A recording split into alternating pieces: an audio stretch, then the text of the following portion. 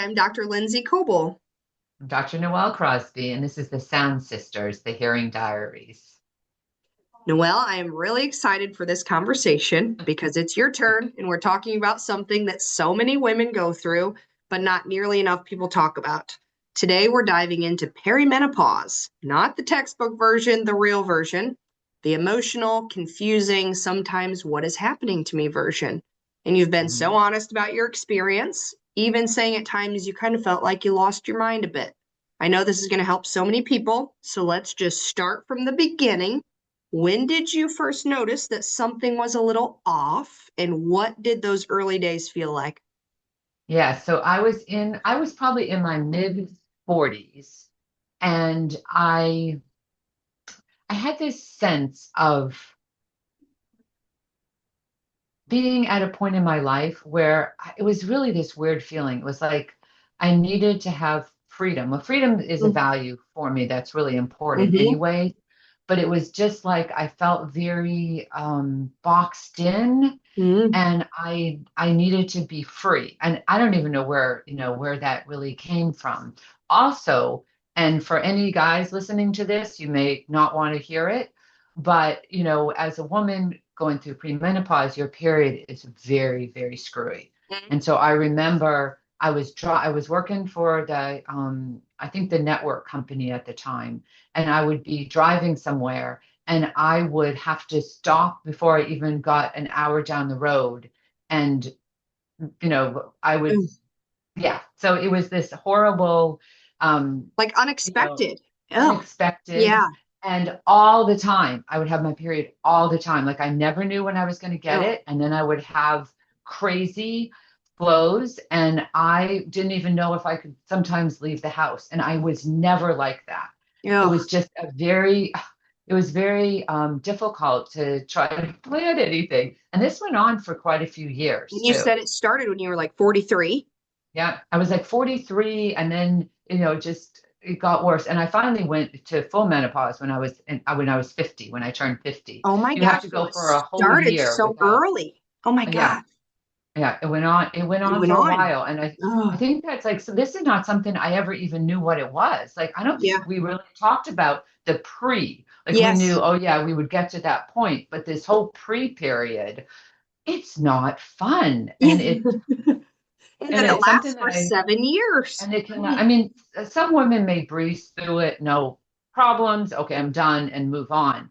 But I feel like there's a lot of women like me that their behavior changes and their attitude changes, and they don't understand it. They don't know what's happening to them. no. So let's talk about that. Yeah. You said, Yeah. like, the am I losing it moment. You said you felt like you lost your mind. Walk us through Yeah. that. What was happening? What'd you feel like in this moment? Yeah. So I felt again like I had this sense of freedom, that I had to have my freedom. And I was doing things that I just don't wouldn't do like normally. Mm-hmm, mm-hmm, Like I was kind of wild and crazy. I was drinking a lot, mm-hmm, which then became, something that I got a little dependent on, right? Which mm-hmm. was a weird thing, which it was also strange for me because it was like I was watching myself not be like as an outsider. Like Mm-hmm. I'd be watching and I'd be thinking about my behavior and I would say, well, I don't do things like that. Like I'm not that Who person. is I this? also, Uh-huh. yeah, I also wasn't making a lot of good judgments. Like Mm-hmm. I wasn't using the judgment that I usually use.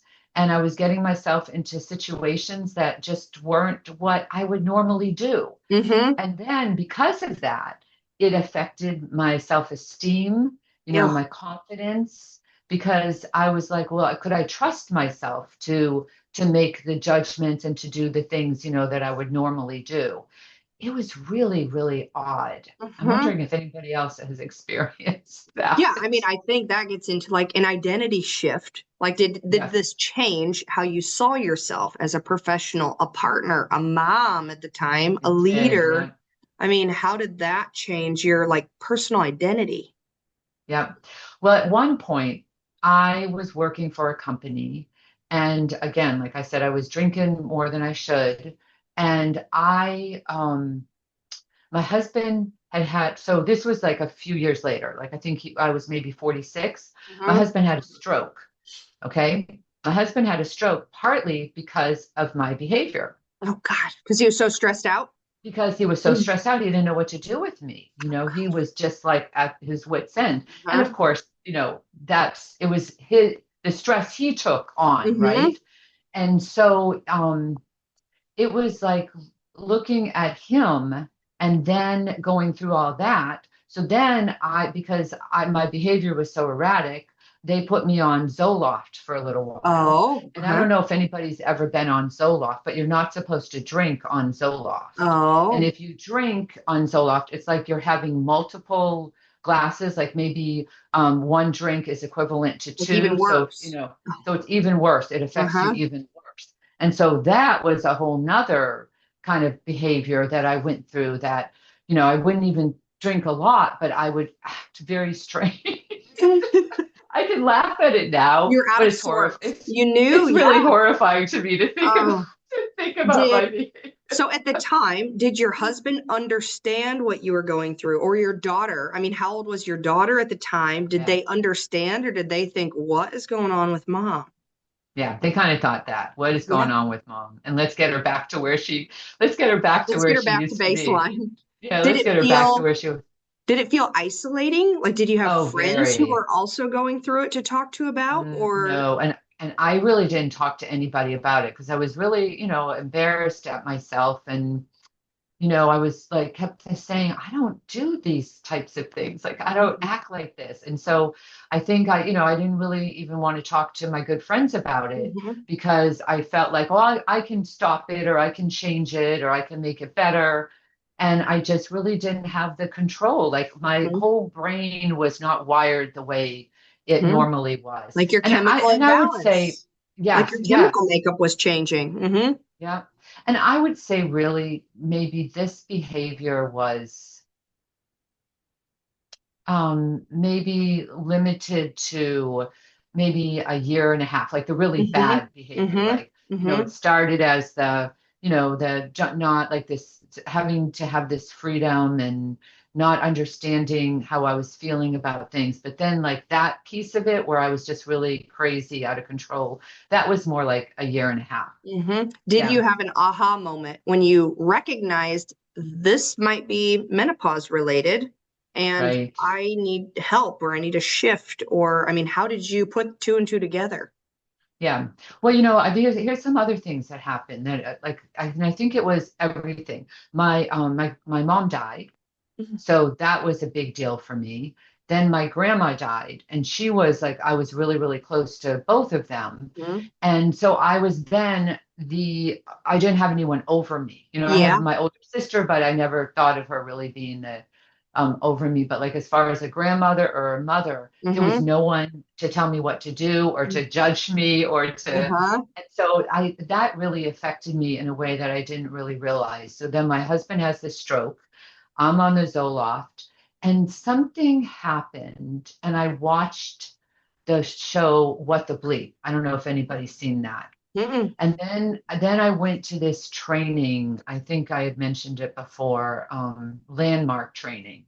And then I had seen the movie The Secret. So it was like all of these things that Mm. happened that helped me to realize that I I don't know, like it shifted something in me. And so then I realized that I had more control over my behavior than I thought. And maybe this Mhm. is like towards the end of this, I was Mhm. coming out of my perimenopause and actually like maybe not quite in menopause yet, but maybe getting to that point and getting more Mhm. settled. Mhm. And so all of a sudden I just kind of like snapped out of it and I went back to being the way that I am. How But it was crazy. yeah, it was just it was crazy. It Like was. And when crazy I for a look couple back, years. Yeah. crazy for a Oh. couple of years. Mm. Yeah, and if you had known me then and didn't know me like before or Hmm. didn't know me now, you would have been like, that girl is weird and crazy, But but if you had known me before, you would have just thought, what is going on with her? That Well, she's not herself. Yeah. but I So, think that probably happens to so many women where they feel I'm not myself, I'm not acting like myself, but I don't know, I've never Yeah, gone through it yet, but so yeah, many of us will. And like you said, yeah. it's So so many. different for everybody. Yeah, Did you and ever have medical help? Of course, the Zoloft, but like, did you seek I mean, do doctors help when it comes to menopause? Or they just say, not the get through it? doctors I went to because they weren't they were just like, oh yeah, take the This is Zoloft it. and move Yeah. on. But I think that there is so much available now. There's a Yeah. lot of resources More and books support. and more Hmm. support. And I think it's just knowing that it's out there and, listening to these types of things and knowing that it will get better. Yeah. I think you also have to be um somewhat aware that maybe that behavior can't continue, right? Hmm. And Hmm. so I did do, I did take I did some things that helped me to get over the wanting to drink and all of that Hmm. all the time. I'm still Hmm. sometimes drink, but it was more like this need to have it before it affected me long term. I Yeah. was able Hmm. to say, okay, this isn't the person that I want to be. This Yeah. isn't the way I am, and so I'm going to take steps to, stop it. And so, it Hmm. took a little while, and I kind of had to like kind of went into a cocoon for a little while Yeah. and not do a lot of the things that I would have normally done. And then, I did a lot of self-help during that time. Hmm. And that really, really helped me to come to a different way of thinking about things. And I think that it's like when I think about the whole thing, it was like this step, and then this step, and then this step. And then pretty soon I was able to overcome. Hmm. But yeah, but not everyone can. A lot of people can't get over it. And so they stay in that, and then it's going to affect them long term. Yeah. Well, I think, maybe it's generational, but I think so many more people are talking about it now and sharing, and your willingness to share. I mean, that's so helpful for people. I Right. hope that I can reach out to my friends and say, I'm feeling this way. Are you guys feeling this way? But it can Yeah. feel And have so a, isolating, I'm sure, if you feel alone. So hopefully yeah. anyone watching this feels like they can reach out to you for Oh, I hope so. And this questions is or so, support. it's so vulnerable for me to share this. And I'm like, Yeah, oh, but I it's know it can good. help other people, Yes. because What? I made it through it, Yeah.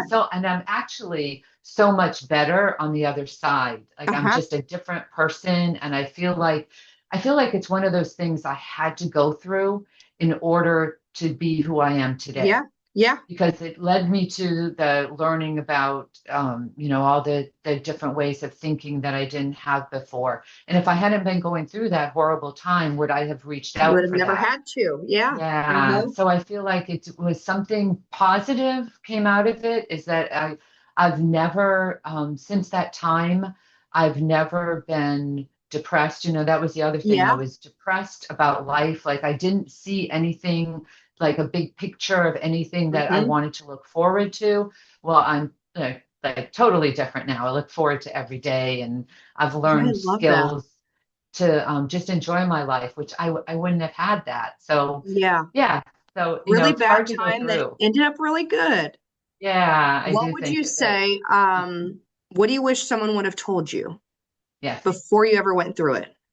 Yeah, that you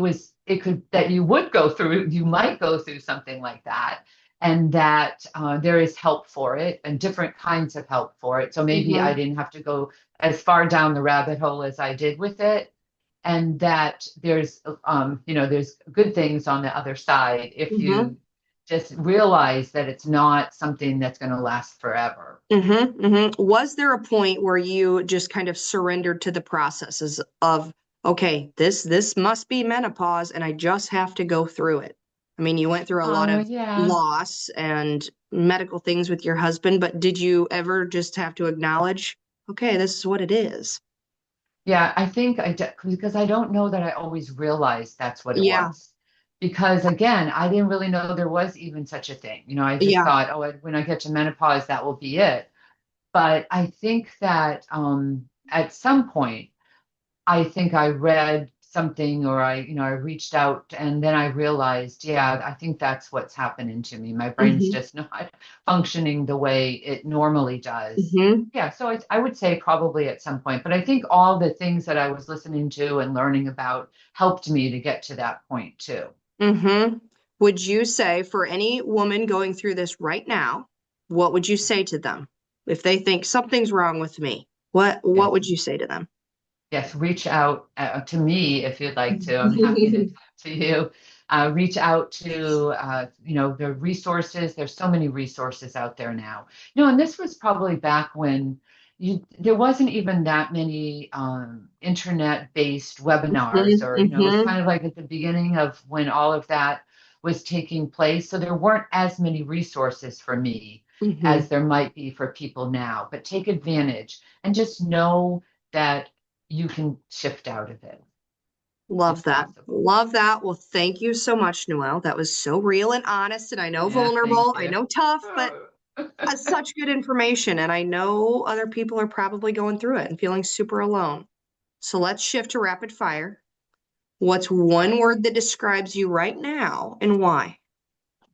I would say enthusiastic, Oh, there you go. Yeah, I like that. because I That like to fits. find the good. I like to, get excited about life and And and everything. everything. Yeah. If you could master any new skill overnight, what would it be? I would love to learn a foreign language and be Yeah, fluent in it. me too. Me too. What's one thing you would tell your younger self about this current phase in your life? Oh, you're going to have such a great life when you get older. You just get through all that messy stuff, and Through then it. you'll learn to enjoy your life. Ah, love that. Where do you see women's health conversations in 10 years? Yes, I would say that we're all going to be more aware, and we just have to communicate and count on each other. I Mm-hmm. think it's so important. Yeah. Mm-hmm. And what is a coffee order that gets you through a busy day? It's so funny because I like my regular coffee with creamer and like sweet and low. That's Oh, that's there you go. Regular. yeah, yeah. Regular. But What's I it? have to have my creamer. Not Not just like you, black. that you like it I'm a black. black. Uh-huh. What's a sound that makes you happy? I love listening to some music that brings, like, all when you hear that music, it brings you into that memory, and Oh, you just are yeah. in that place when you hear Uh-huh. that song. Like And snaps you back. I and it love may that. happen, yeah, and it may happen just like that, and you're not even really expecting it. Love that. What's one thing our profession could do better, especially for the women of our profession? Yes, be kinder to each Hmm. other and collaborate. And I feel like there is more of that now, but I Hmm. do think that that is something that we can all support each other more. Hmm. Be each other's cheerleaders. There's not enough of us. We got to Yes, lift each other right. up. What B fits you best right now? Be kind, be brave, be curious, be bold, or be happy. Be curious. Oh, there you go. You're into it. Be Yeah, curious I'm right into now. it. Not Well, judgmental, if I don't understand, or if I don't, uh, I want to learn more and mhm. not judge whatever that situation is. Yeah, So if you that's what don't I'm working agree or on. understand, yeah, you're curious about it. Yeah. Love that. You've been doing that lately. Well, Noelle, thank you for this. Seriously, these are the conversations that change things. And that's why we started to do this from the beginning. So, because when one woman said, I thought I was losing my mind, another woman hears and thinks, wait, me too. And that's where the shift truly happens. So, thank you for sharing your story. You gave language to something that a lot of women are just silently navigating. And for those of you listening, if this resonates with you, please share it. And please reach out to Noelle if you feel alone or you need anything. None of us are meant to figure this out alone, and we're in this together as a profession and as women and as professionals. So we're all in this together. So thank you for joining us. Thank you. And we'll see you next time on the Sound Sisters.